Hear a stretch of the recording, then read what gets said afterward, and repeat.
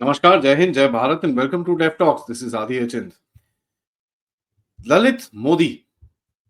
ललित मोदी का नाम सुनते ही एक चीज याद आती है विच इज आईपीएल। और आईपीएल में जितना उस टाइम पे लफड़ा घोटाला क्या क्या नहीं हुआ, उसके बारे में पूरा जो हिस्ट्री ज्योग्राफी सिविक्स पूरी सामने आती है।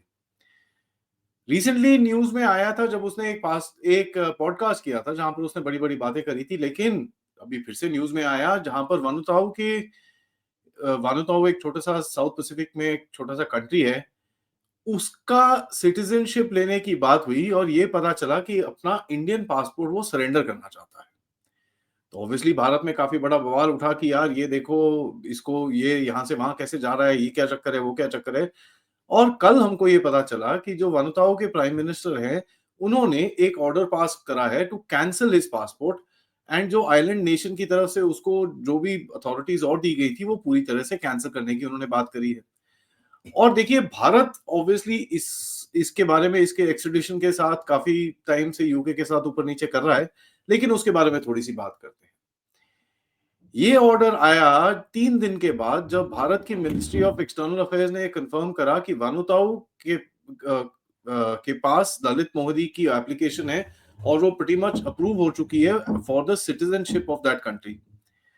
वानुतु एक छोटा सा कंट्री है, करीब 80 आइलैंड्स हैं पैसिफिक आइलैंड के अंदर, साउथ पैसिफिक में है, बड़ा सुंदर सा काम सा क्वाइट सा देश है।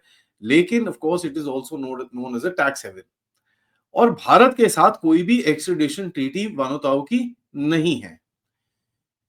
ललित मोदी यूके में रह रहा है 2010 से और काफी हद तक इसके ऊपर जितने भी एलिगेशंस आए हैं उसने डिनाई करा है, यहां तक कि उसने कोई भी इन्वेस्टिगेशन में पार्टेक भी नहीं करा था।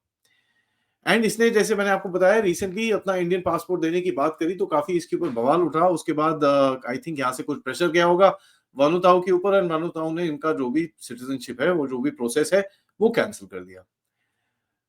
उसके प्राइम मिनिस्टर ने जोथम नपथ साहब हैं, उन्होंने बोला कि साहब देखिए, जो बैकग्राउंड चेक्स पहले हुए थे और इंटरपोल से जो हमने बात करी थी उसके उसके अंदर कोई भी क्रिमिनल कन्विक्शन हमको दिखी नहीं।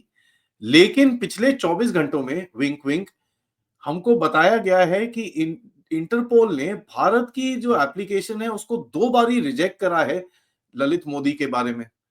और एक चीज उन्होंने बोली है कि कोई जुडिशियल एविडेंस नहीं है, ये नहीं है, वो नहीं है। तो इसके बारे में कुछ हमको ये चीज पता चली है।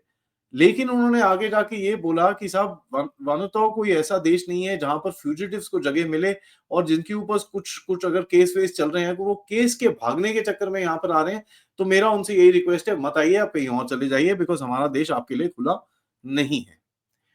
बॉटम लाइन एक ही है यार, Vanuatu does not have an extradition treaty with India. और ये ऐसे बड़े सारे पैसिफिक आइलैंड्स और ये छोटे-छोटे जो आइलैंड नेशंस हैं, इसके अंदर काफ़ी सारे डीप स्टेट के जितने भी पैसा है और उनके प्रोटेक्शनिज्म है, उनके जितने रीरूटिंग चैनल्स हैं, शेल कंपनीज हैं, ये सब इन देशों के अंदर they are famous for it.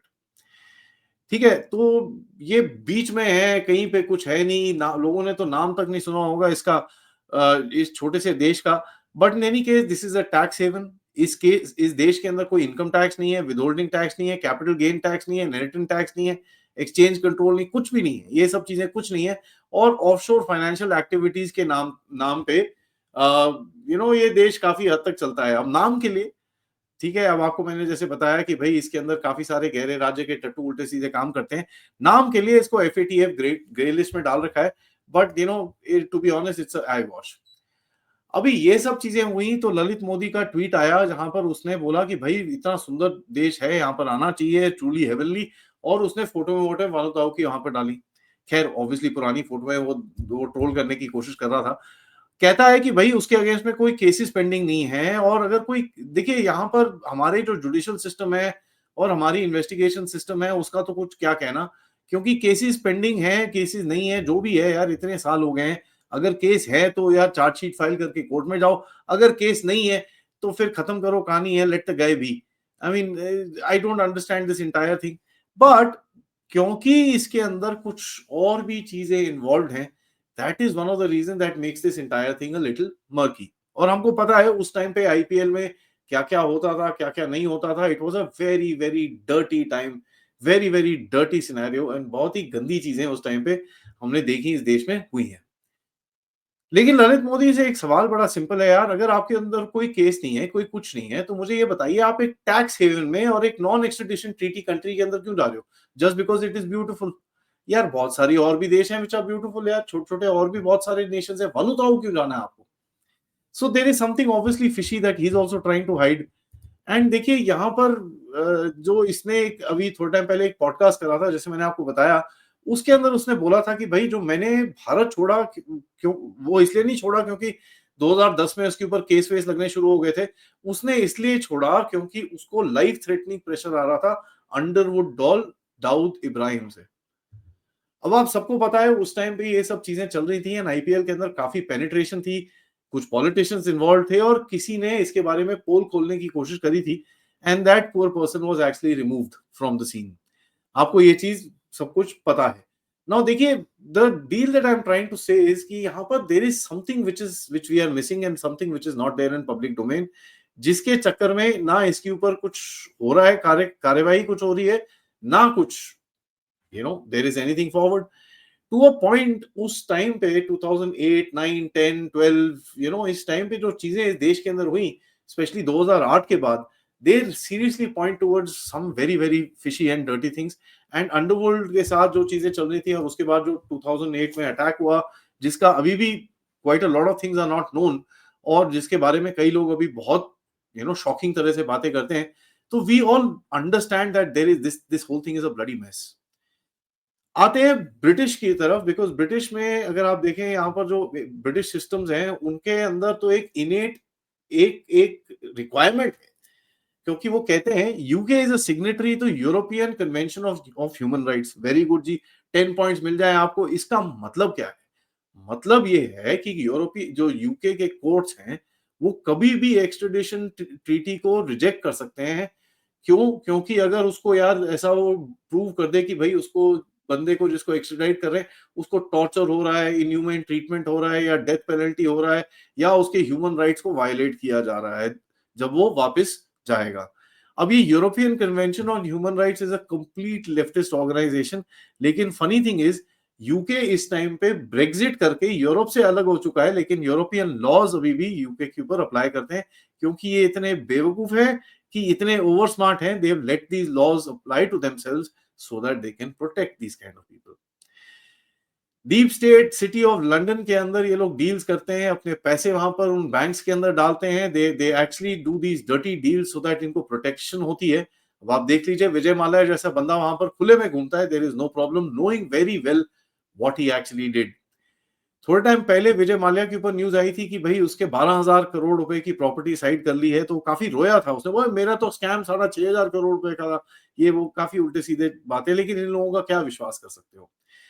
कई लोगों का ये भी थॉट प्रोसेस है कि ललित मोदी को फ्रेम किया गया था और Lalit Modi got stuck in this dirty dark politics, underworld, ISI, Pakistan, इस पूरे नेक्सस के अंदर उसने झांका।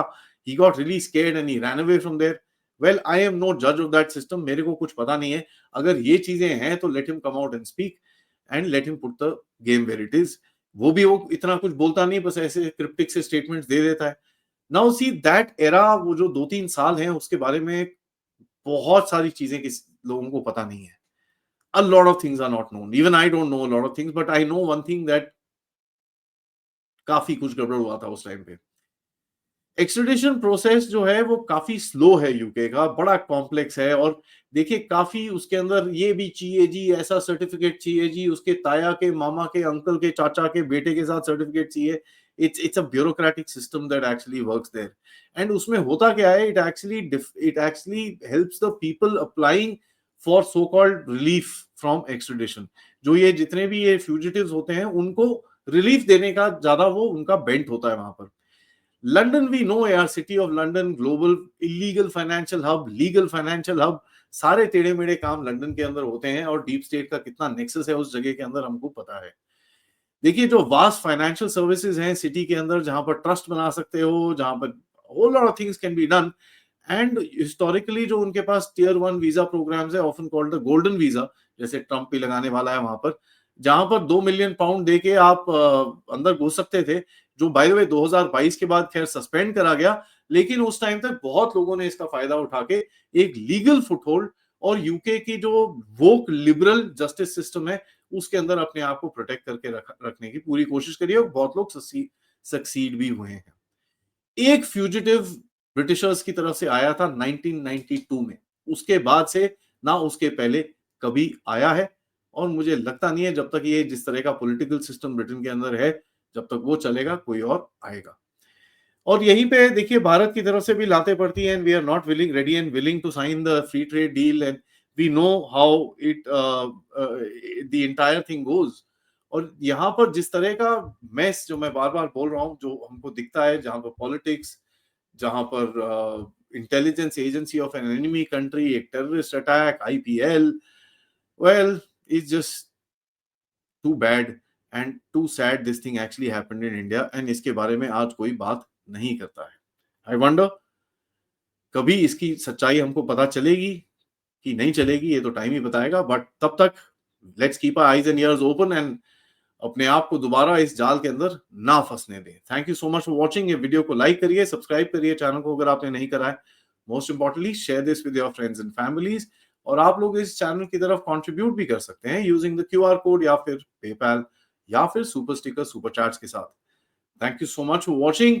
जय हिंद, जय भारत एंड नमस्कार। थोड़ी देर में बाय द वे हम लोग मिलेंगे डॉक्टर गीता कोचर से, जिनके साथ हम बात करने की कोशिश करेंगे अबाउट नेपाल कि क्या नेपाल एक हिंदू राष्ट्र बनने जा रहा है। और रात को आपके लिए मेरे पास एक बहुत स्पेशल सरप्राइज है, so please stay tuned and keep a track for 10 o'clock। जय हिंद।